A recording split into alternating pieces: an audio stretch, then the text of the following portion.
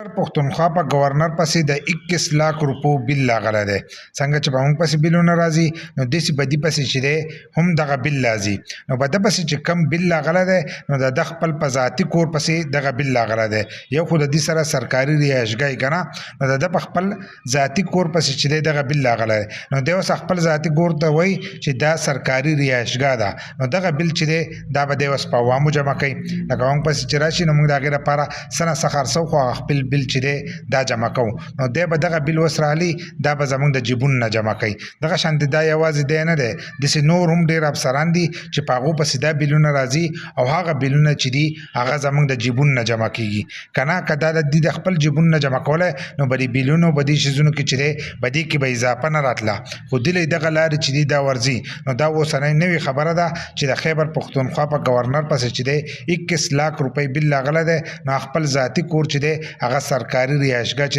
دغه راکړی ده چې دا سرکاري دی زما سره نو د دې دا بل چې دی دا به اوس عوام جمع کوي نو ستاسو د دې په باره کې څه خیال دی